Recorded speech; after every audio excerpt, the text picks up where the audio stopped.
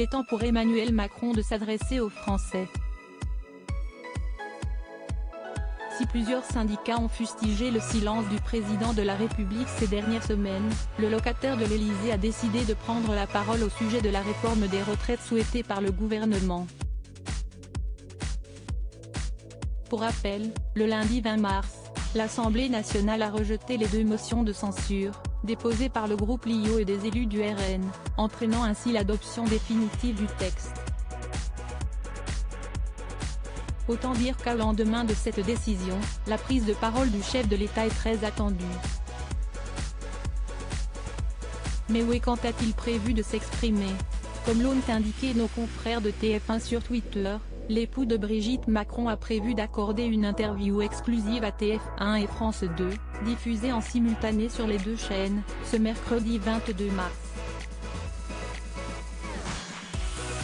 Dans le cadre du journal de 13 h, le président de la République va répondre aux questions de Marie-Sophie Lacaro, qui officie sur la première chaîne, et de Juliane Bugier, présentateur du journal télévisé sur France 2.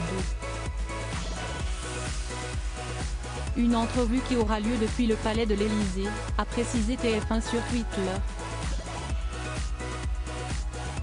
Comme l'a souligné le Parisien, il s'agira de sa première prise de parole officielle depuis l'adoption de la réforme des retraites et le rejet des motions de censure contre le gouvernement. Supérieur à découvrir les ministres du gouvernement borne Emmanuel Macron, ce sujet sur lequel il demeure très sensible devenu le plus jeune président français de l'histoire du pays à 39 ans, Emmanuel Macron est loin d'avoir dit son dernier mot, à en croire ses proches, interrogés dans l'Express le 16 mars dernier. Dans un article sur les vies rêvées du locataire de l'Élysée, on se questionne en effet sur l'avenir de l'actuel chef de l'État.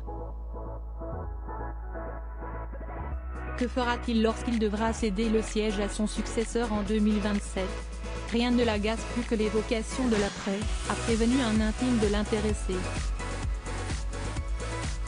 Il ne supporte pas l'idée que d'autres puissent avoir la tentation de passer par-dessus son quinquennat, il trouve cela immature, a poursuivi cette même source. La question, Emmanuel Macron se laisse pourtant poser à plusieurs reprises au fil des 6 ans passés rue du Faubourg Saint-Honoré. Je ferai comme Angela Merkel. Je prendrai 6 mois pour réfléchir, aurait-il un jour confié à ses collaborateurs. Affaire à suivre. Crédit photo, Stéphane Le Mouton.